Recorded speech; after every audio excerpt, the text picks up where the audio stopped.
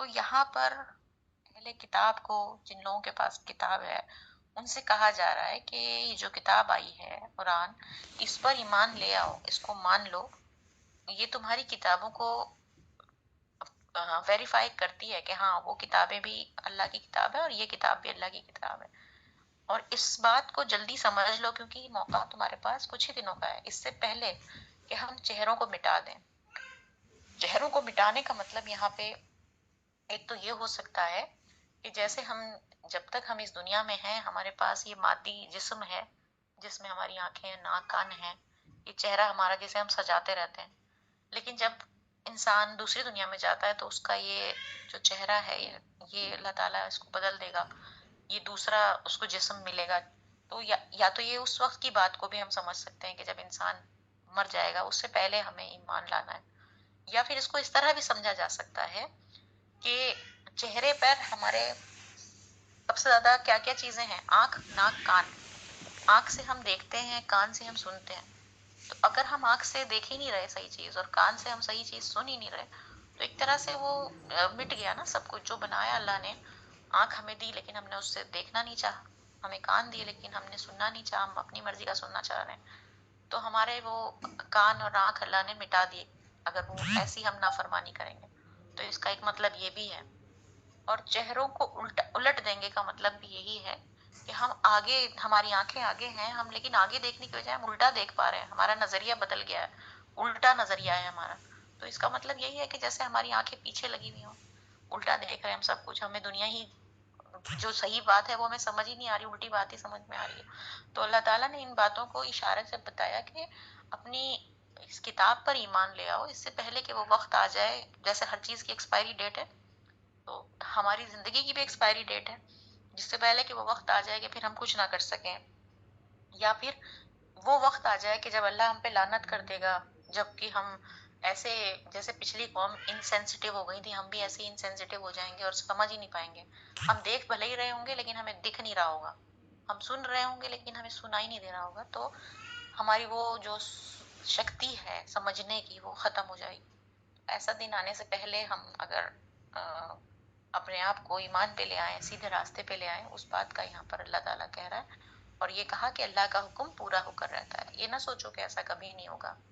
ہم اکثر یہی سوچتے ہیں ارے کہاں یہ سب پتہ نہیں کب، ابھی تو بہت ٹائم ہے، چلو یہ سب کر لیتے ہیں، آخر میں جب وقت آئے گا تو پھر اللہ اللہ کریں گے، اللہ سے توبہ کر لیں گے. تو یہ ایسا کچھ نہیں ہے، اللہ کا حکم پورا ہو کر رہتا ہے.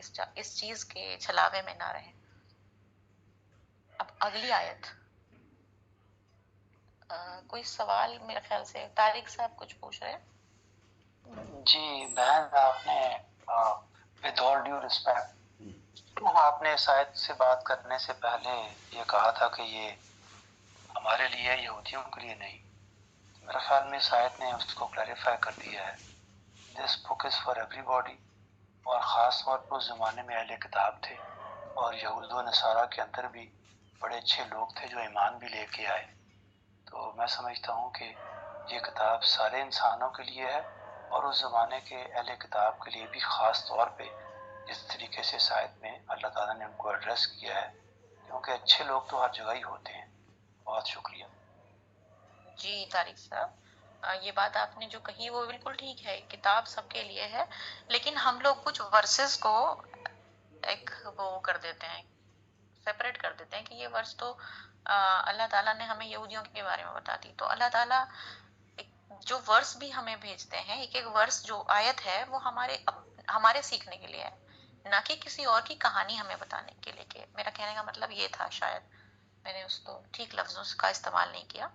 یعنی کہ اگر یہود سے ریلیٹڈ بھی کوئی آیت ہے تو اس کی بھی ہمیں سبق لینی ہے، لرننگ لینی ہے اس کی بھی، کہ انہوں نے ایسا کیا یا ان کے لیے ایسی آیت آئی تو ہمارے لیے ہمیں اس کو کیسے اپلائی کرنا ہے، ہم اس کو کیسے اپنی زندگی میں یوز کریں گے، یہ کہنا چاہ رہی ہوں میں. تو ہم ان آیتوں کو یہ سمجھ لیتے ہیں، بعض دفعہ بہت لوگ سمجھ لیتے ہیں کہ یہ یہودیوں کی ایک کہانی بتا رہے ہیں، کچھ چھوڑیے ان کو، یہ تو تھے ہی خراب. اس طرح سے ان آیتوں سے سبق نہیں لیتے بلکہ ان سے ہیٹ اور لیتے ہیں، نفرت لیتے ہیں کہ یہ تو آیت پڑھ کے اور نفرت ہو گئی مجھے یہود سے، ایسا ان کے دماغ میں آتا ہے.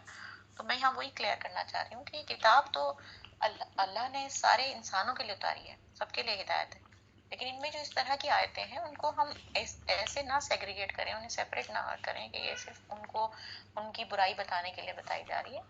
یہ ہم سب کو ایک چیک بتایا جا رہا ہے کہ آپ بھی اسی پوائنٹ پر ہیں، آپ اپنے آپ کو دیکھیں کہ اگر یہ کتاب آپ کو ملی ہے اور آپ اس پر ایمان نہیں لائے، ایمان لانے کا مطلب یہ نہیں کہ ہاں میں ایمان لاتا ہوں، ایمان لانے کا مطلب ہے دل سے، روح سے، اپنے پوری سوچ سے اس کے اوپر چلنا۔ اور اگر ہم اس پر ایمان نہیں لائے تو وہ وقت آنے کو ہے جبکہ ہم پر لعنت کر دی جائے گی، ہمارے چہرے مٹا دیے جائیں گے، اور جیسا کہ ہوا تھا سبت والوں کے پر۔ سبت والے ایک گروپ تھا، یہود میں ہی ایک گروپ تھا جنہوں نے کچھ نافرمانی کی اللہ تعالیٰ کی۔ ہم پچھلے سورہ بقرہ جب ہم نے پڑھی تھی تو اس پر ہم نے ڈسکشن بھی کیا تھا کہ سبت ایک دن ہوتا ہے جس دن وہ لوگ عبادت کرتے ہیں، جیسے ہمارے یہاں جمعے کا دن ہوتا ہے، ان کے یہاں سبت کا دن یعنی سیٹرڈے کا دن ہوتا ہے، اور اس دن ان کو کوئی بھی دنیا کا کام کرنا الاؤڈ نہیں تھا۔ تو انہوں نے اس طرح کی حرکت کی، چالاکی سے وہ شکار نہیں کر سکتے تھے اس دن، تو انہوں نے مچھلی پکڑنے کے لیے کچھ اس طرح کا ٹریپ بنا دیا کہ وہ مچھلی سیٹرڈے کو پھنس جایا کرتی تھی اس ٹریپ میں، اور وہ سنڈے کو جا کے انہیں پکڑ لیا کرتے تھے، یعنی کہ وہ شکار نہیں بھی کرتے تھے اور ایک طرح سے کر لیتے تھے، یعنی کہ اللہ کے حکم سے چوری کرتے تھے وہ، تو اللہ تعالیٰ نے ان پر لعنت کر دی تھی۔ تو اسی چیز کا یہاں پر پھر سے یاد دلایا جا رہا ہے، یعنی ہر ایک چیز کا ایک سبق ہے کہ اگر ہم اللہ کا حکم مان رہے ہیں اور صرف کہنے کو مان رہے ہیں تو اللہ تعالیٰ ہم کو اسی کیٹیگری میں سمجھتا ہے جیسے کہ سبت والے تھے۔ اب ہم اگلی آیت پر چل رہے ہیں، بہت ہی امپورٹنٹ آیت ہے اور ہم سب کو اس میں ضرور دھیان سے اس کو سمجھنا چاہیے۔ آیت نمبر 48 ہے، بے شک اللہ اسے نہیں بخشے گا کہ اس کے ساتھ شرک کیا جائے، لیکن اس کے علاوہ جو کچھ ہے اسے جس کے لیے چاہے گا بخش دے گا، اور جس نے اللہ کا شریک ٹھہرایا اس نے بڑا طوفان باندھا۔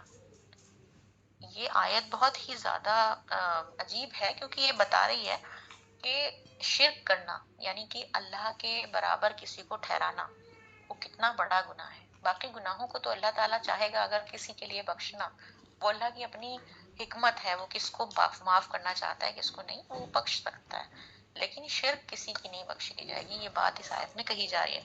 اب اس کا مطلب یہ نہیں ہے کہ آدمی بس شرک نہ کرے باقی سارے گناہ کرتا رہے، اس کا یہ مطلب نہیں ہے۔ اس کا مطلب یہ ایمفسائز کرنا ہے کہ ہم جو بہت ہی زیادہ کیجولی آرام سے شرک کر دیتے ہیں نا، اس کو سمجھنا ہے کہ یہ بہت ہی سیریس کرائم ہے، مطلب سب سے بڑا گناہ ہے جو ہم کر رہے ہیں۔ آپ سوچیں گے کہ ہم کب کرتے ہیں شرک، ہم تو کوئی مورتی کی پوجا نہیں کرتے، ایسے تو ہم کبھی بھی کسی کو دیوی دیوتا نہیں مانتے تو ہم شرک کرتے ہیں، لیکن نہیں، ہمیشہ سمجھنا چاہیے کہ شرک ہوتا کیا ہے۔ ہمیں صرف اتنا ہی پتا ہے کہ دیوی دیوتاؤں کی پوجا کرنا شرک ہے، حالانکہ شرک کا مطلب ہے اللہ کی بڑائی میں کسی اور کو بھی پارٹنر بنانا۔ اللہ تعالیٰ اتنا بڑا ہے کہ اس نے ساری دنیا کو بنایا، ساری کائنات کو بنایا، ہم سب کو بنایا، اور ہمارے سارے کام وہی کرتا ہے، ہمارے سارے پریشانیوں کو وہی حل کرتا ہے، ہمارے لوگوں کو زندگی اور موت وہی دیتا ہے۔ اگر ہم ان سب چیزوں میں کسی اور کو بھی پارٹنر مان لیں تو ہم یا پھر ہم یہ مان لیں کہ کوئی اور بھی ہے جو بڑا ہے تو ہم شرک کر رہے ہیں۔ فار ایگزامپل، جیسے آج کل بہت آرام سے ایسی چیز دیکھنے کو ملتی ہے کہ کچھ لوگ اپنی ہی بڑائی میں ہوتے ہیں کہ میں بہت بڑا ہوں، مطلب اللہ تعالیٰ کی بڑائی کے سامنے بھی اگر ہم اپنی بڑائی ہے تو ہم شرک کر رہے ہیں نا۔ ایروگینس یعنی گھمنڈ بھی ایک طرح کا شرک ہو گیا کیونکہ ہم اپنی بڑائی میں جی رہے ہیں، یا پھر ہم کسی اور بڑے کی بڑائی میں جی رہے ہیں کہ وہ لیڈر یا فلاں بزرگ وہ اتنے بڑے تھے، وہ یہ کر لیتے تھے، وہ کر لیتے تھے، ان کی قدرت اتنی تھی، تو وہ ہم کیا کر رہے ہیں، شرک کر رہے ہیں۔ یا پھر ہم کسی اور چیز کو وہ مطلب درجہ دے رہے ہیں کہ بھائی وہ چیز تو اگر آ گئی تو وہ ہمارے لیے فوکس بن گئی لائف کا، تو وہ ہم اپنی زندگی کا فوکس اگر کسی چیز کو بنا رہے ہیں خدا کے علاوہ تو وہ شرک ہے ایک طرح کا۔ تو ہم اس طرح کے بہت سی چیزوں میں شرک کرنے لگ جاتے ہیں اور ہمیں پتہ نہیں چلتا، اور یہ اللہ تعالیٰ نے اس آیت میں بتا